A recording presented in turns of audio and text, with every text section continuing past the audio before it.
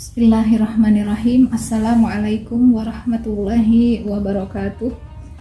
Innal hamdalillah nahmaduhu wa nasta'inuhu wa nastaghfiruh wa na'udzu billahi min syururi anfusina wa min sayyiati a'malina. May yahdihillahu fala mudhillalah wa may yudlilhu fala hadiyalah.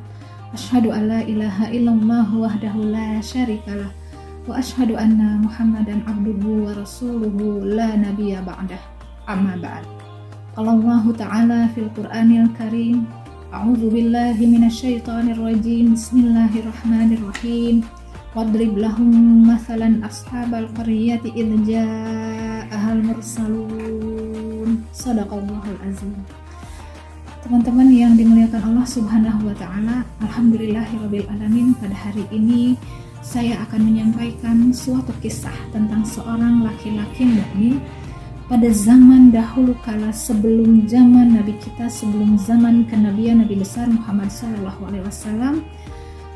Ada kemungkinan beliau ini hidup di zaman Nabi Isa atau setelah Nabi Isa. Beliau adalah bernama Habib An-Najjar.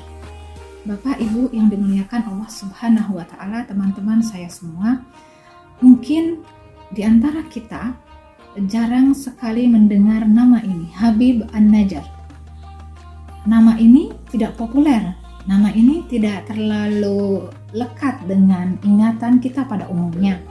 Padahal nama tersebut diyakini sebagai seorang hamba Allah, seorang laki-laki mukmin, seorang laki-laki yang telah beriman kepada Allah Subhanahu wa taala di zaman tersebut, di zaman dahulu, di zamannya Nabi Isa alaihissalam atau setelah Nabi Isa alaihissalam, sebelum Nabi Muhammad sallallahu alaihi wasallam. Dan kisah tentang Habib An-Najjar ini dituliskan oleh Allah Subhanahu wa taala, disampaikan oleh Allah Subhanahu wa taala di dalam ayat-ayatnya, yaitu di dalam surah Yasin, dimulai ayat yang ke-13 kisahnya. Bapak Ibu, baik, mari kita mulai dengan kisah tentang Habib An-Najjar dan pelajaran apa yang bisa kita ambil dari beliau. Dikisahkan di zaman dahulu Allah mengirimkan dua orang rasul kepada satu kaum di suatu negeri, namanya Ashabal Qaryah di dalam itu. Penduduk suatu negeri, Al-Qaryah namanya, Ashabal Qaryah. Dua orang rasul itu mengajarkan tauhid, mengajarkan bagaimana menyembah Allah, mengajarkan keesaan kepada penyembahan, yaitu kepada Allah Subhanahu wa taala. Tetapi penduduk negeri itu satu pun tidak ada yang beriman. Bahkan mereka melakukan hal-hal yang melampaui batas kepada para utusan tersebut. Menghina, mencaci maki, menyakiti, melukai secara fisik, sampai kemudian Allah mengutus satu utusan lagi. Bayangkan, dua utusan ditambah satu utusan menjadi 3 utusan. Tetapi tidak satu pun penduduk negeri itu yang juga mau ikut bertakwa kepada Allah Subhanahu wa taala, ikut kepada ajaran. Bahkan para penduduk itu mengatakan, kami sial dengan kedatangan kalian, wahai orang yang ingin disebut sebagai utusan, wahai orang yang mengklaim dirinya utusan. Lalu tiba-tiba ini kita masuk kepada siapakah Habib An-Najjar. Tiba-tiba dari penghujung kota yang jauh datanglah seorang laki-laki mukmin, bergegas dan menyampaikan kalimat-kalimat baiknya. Wahai penduduk negeri, wahai saudaraku, wahai kaumku, ikutilah para utusan ini, karena mereka mengajarkan ajaran tanpa meminta bayaran. Itulah Rasul, itulah utusan yang benar. Ikutilah mereka sebagaimana aku mengikuti mereka.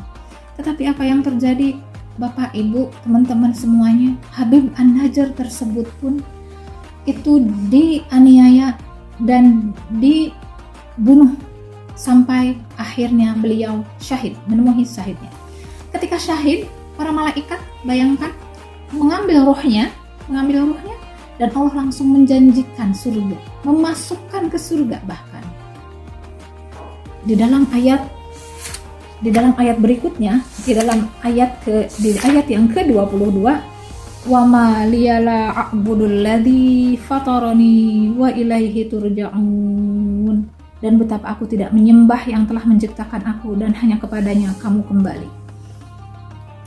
Itu kalimat yang diucapkan oleh laki-laki tersebut, oleh Habib An-Najjar yang akhirnya syahid. Lalu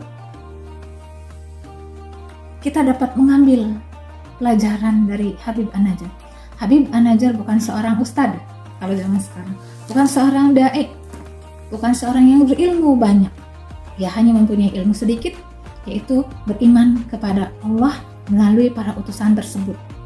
Dan yang dilakukannya adalah melakukan pembelaan kepada kebenaran. Wallahu a'lam bishawab. Wabillahi taufik wal hidayah. Assalamualaikum warahmatullahi wabarakatuh.